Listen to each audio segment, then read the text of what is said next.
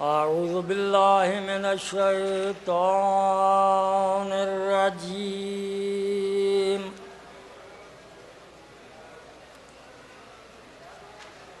بسم الله الرحمن الرحيم الحمد لله رب العالمين والعاقبة للمتقين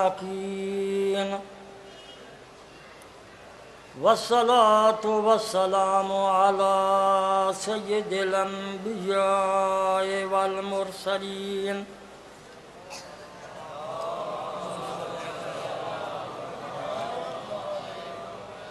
وآله الطيبين الطاهرين المعصومين ولعنة الله على أعدائهم أجمعين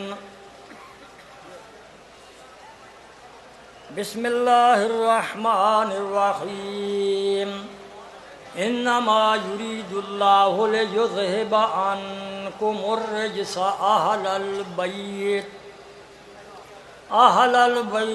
ويطهركم تطهيرا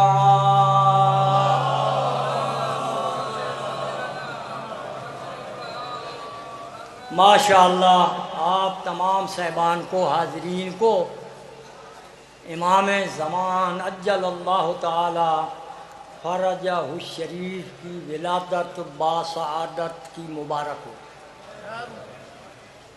ماشاءاللہ یہ سامنے لکھا ہوا ہے منجی عالم بشریت بقیت اللہ الاعظم حضرت امام مہدی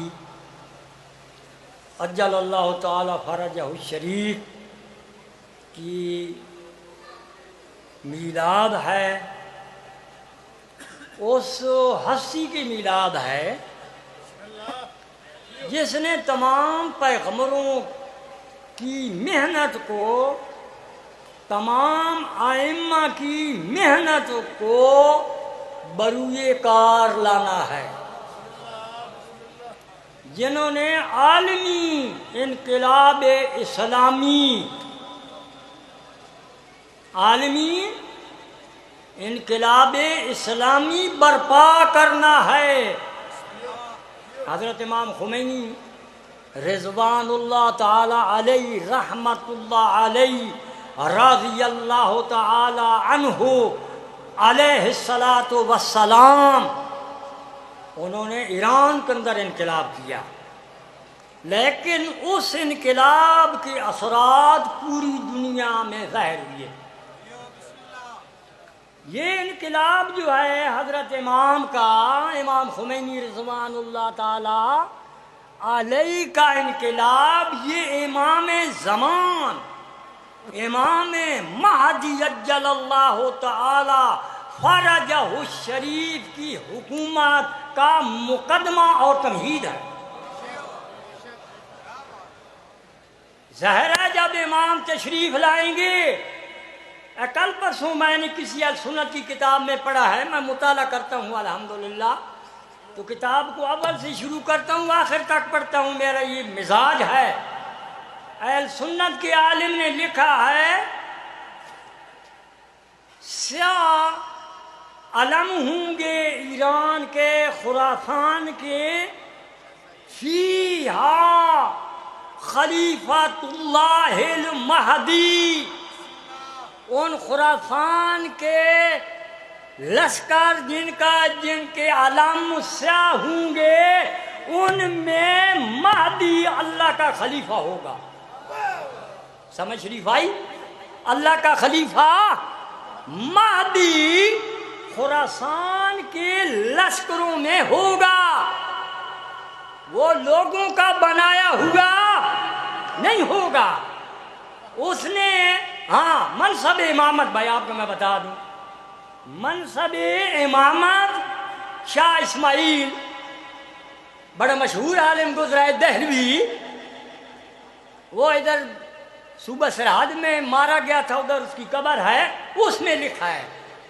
پھر وہ آگے شرح وضاحت کرتا ہے کہ یہ مہدی بھی برحق ہے کیونکہ یہ اللہ کا خلیفہ ہے، لیکن وہ مہدی اور ہے جو مدینہ میں ظہور کرے گا۔ سمجھ شریف آ رہی ہے نا؟ ہاں،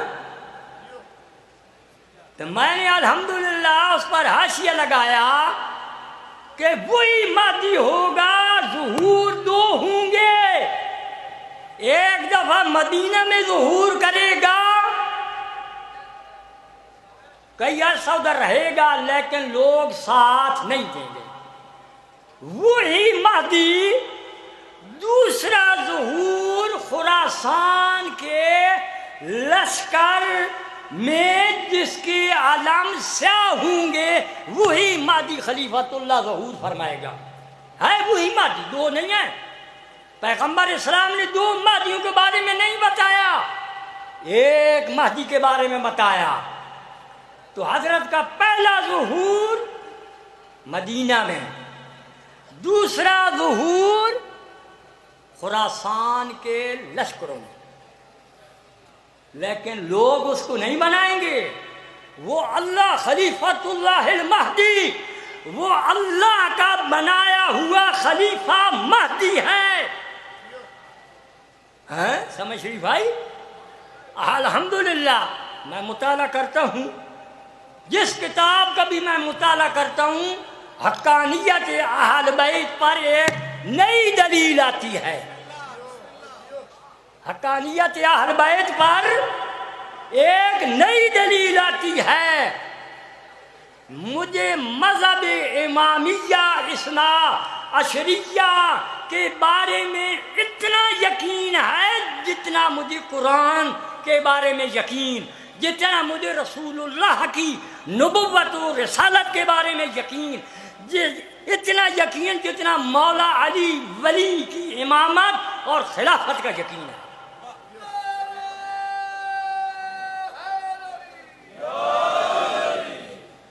میرے دوستوں اور بھائیوں، امام مہدی آخری خلیفہ، کس کے خلیفہ؟ رسول اللہ کے۔ ان کے بعد کوئی اور خلیفہ نہیں ہوگا، 13واں خلیفہ نہیں ہوگا۔ 12 امیر، 12 وزیر، 12 خلیفہ، 12 ائمہ، 12 اوصیاء، ان کا آخری کون ہوگا؟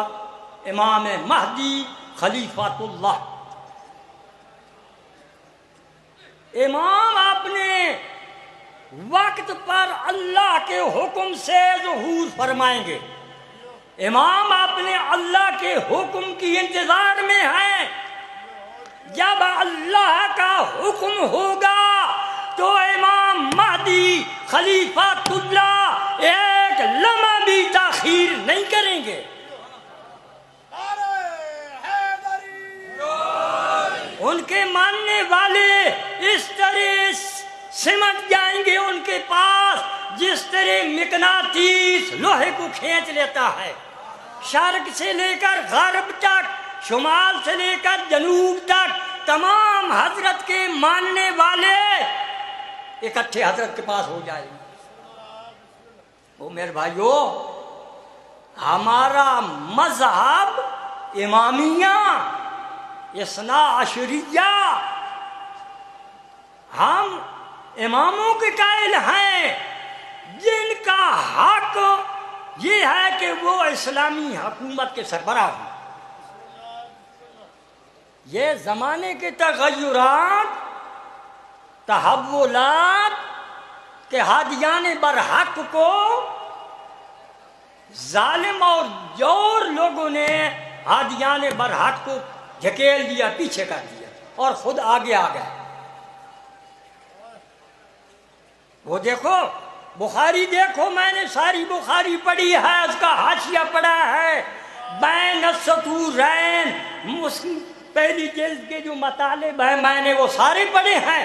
میں دعویٰ کرتا ہوں شیعہ مذہب بخاری شریف محمد ابن اسماعیل ابو عبداللہ اس کی کنیت ہے، بخاری جوفی، اس کی کتاب سے ہمارا مذہب الحمدللہ ائمہ اثنا عشر اور امامیہ مذہب جو ہے بخاری شریف سے ثابت ہے۔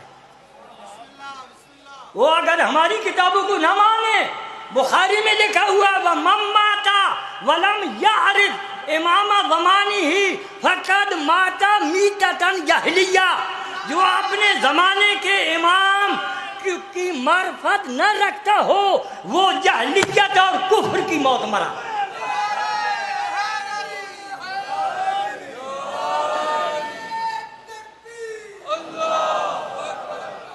اب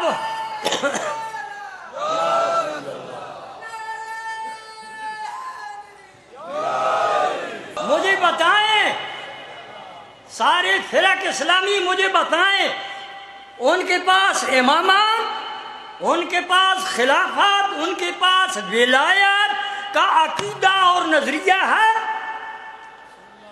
اگر ہے تو اس وقت کون ولی ہے، کون ولی اعظم ہے، کون امام ہے، کون خلیفہ ہے، پیغمبر اسلام کا کون وصی ہے؟ وہ فقط امامیہ اثنا عشریہ ایک فرقہ ہے، برحق فرقہ ہے، جو دائیں بائیں نہیں ہوا، جس نے انحراف نہیں کیا، جو ادھر ادھر نہیں گئے، جو حق کے راستے پر سیدھے چلے، اہدنا الصراط المستقیم، ہاں سیدھے راستے پر۔ اور بس سیدھا راستہ کیا ہے، کون ہے سیدھا راستہ؟ امیر المومنین، ان کے 2 صاحبزادگان اور 9 صاحبزادے امام حسین کے، یہ کیا ہے؟ سیدھے راستے والے، یہ سیدھا راستہ ہے۔ سمجھ شریف آئی؟ الحمدللہ یہ مدرسے کا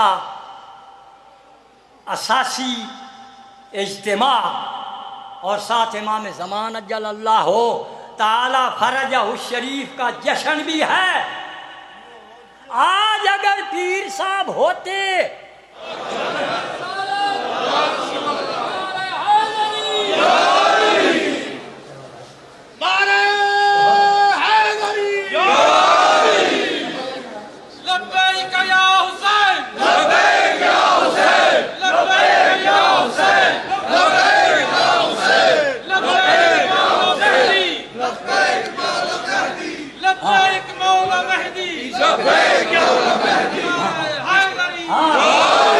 آج اگر پیر صاحب زندہ ہوتے رحمت اللہ علیہ رضوان اللہ تعالی علیہ، اگر زندہ ہوتے بڑے خوش ہوتے، بھائی آ گیا وہ مرد میدان جو امام مہدی کے انقلاب کی تمہید باندھنے والا، مقدمہ باندھنے والا پاکستان کے اندر، اور وہ سید جواد ہے۔ وہ کون ہے؟ کیونکہ وہ ولی اللہ تھے نا بھائی۔ آج ان کی روح بڑی خوش ہوگی۔ لوگوں اور قرآن تلوکر والے، آج پیر صاحب اور بڑے خوش ہوں گے، اور جو میں نے زحمتیں جھیلی ہیں اور وہ زہر ہو گئی ماشاءاللہ۔ ہاں کہ قرآن تلوکر میں امام زمان کے ظہور اور حکومت کا ہاں جی کیا انعقاد اور مقدمہ باندھا گیا ہے، مدرسہ بنایا گیا ہے، کتنا عظیم الشان 22 یا 20 کمرے ہیں ماشاءاللہ۔ میں مبارک دیتا ہوں آغا صاحب کو اور باقی معاونین کو، اور یہاں کے رہنے والوں کو میں مبارکبادی دیتا ہوں۔ ادھر ادھر نہ جانا، وہ لوگوں وہ قرآن، میں پہلے رہا ہوں، جس نے زمین دیا وہ میرا شاگرد ہے علمدار حسین۔ وہ قرآن والے تلوکر والے، تم کو خوش ہونا چاہیے۔ آج اے جناب پیر صاحب قبلہ رضوان اللہ تعالی علیہ کی روح خوش ہوگی۔ آ گیا وہ مرد میدان، آ گیا وہ مجاہد، آ گیا وہ عالم جس کی ضرورت تھی پاکستان کے اندر۔ میں بھائی کسی کی خوشامد نہیں کرتا، نہ کی ہے نہ آئندہ کرنی ہے، لیکن بات حق کہیں گے۔ بات کیا کروں گا؟ میں حق بات کرتا ہوں، نہ کسی کو مجھے طمع ہے، نہ لالچ ہے، نہ کسی کے سامنے میں نے ایسا ہاتھ کیا ہے۔ اگر کیا ہے تو مجھے پاکستان کے اندر کوئی دکھائے کہ فلاں موقع پر آپ نے ہاتھ کیا ایسے۔ میں سچی بات کہتا ہوں، آج پیر صاحب کی روح پرفتو مسرور ہوگی۔ کیوں کہ سید زادہ جو علامہ سید محمد باقر چکڑالوی کے خاندان کا عظیم سپوت ہے، وہ کرڑ میں پہنچ چکا ہے۔ ہاں آغا صاحب کا ماشاءاللہ، مجھے ادھر میں گیا نا عربہ میں تو مجھے بتایا، ہاں جی بھائی نہرا پیر سید باقر قبلہ اللہ مقامہ وہ بھی نہرا پیر ہیں بھائی۔ ایک انہوں نے علمی انقلاب بھی نہیں ہے، علمی انقلاب کیا، تربیت بھی کی ہے، بڑے ان میں خصوصیات تھی، لیکن سید بزرگوار نے علمی بھی، تربیتی بھی، اور کیا نام ہے تعلیمی بھی اور فکری بھی تمام سلسلے انہوں نے العروۃ الوثقیٰ لاہور میں ماشاءاللہ سلسلہ شروع کر دیا۔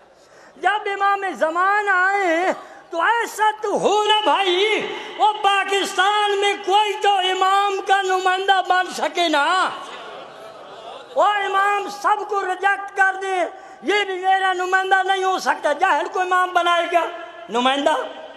عالم کو، فاضل کو، مجاہد کو، بہادر کو، با تقوی کو امام اپنا نمائندہ پاکستان کے اندر بنائے گا۔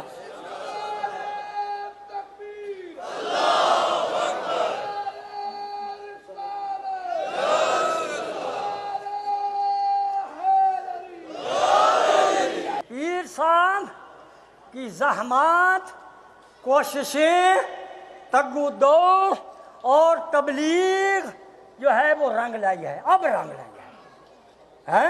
مجاہد کسی سے ڈرنے والا نہیں، خوف زدہ نہ ہونے والا، عالم فاضل، ایسا میں دعا مانگتا تھا، خدایا ہمیں بھی کوئی عطا کرنا۔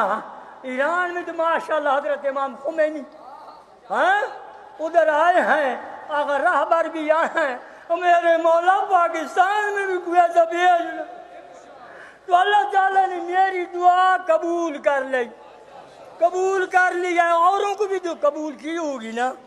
ایسا عظیم الشان مجاہد، عالم، محقق، جو مسائل روز سے وہ حالات حاضرہ سے مکمل آگاہی رکھتا ہو، وہ عطا کر، وہ اللہ نے ہمیں عطا کر دیا۔ اور لوگوں دائیں بائیں نہ جانا، وہ ادھر ہمسائے میں ادھر ادھر نہ جانا، پیر صاحب کی محنت کی طرف جانا۔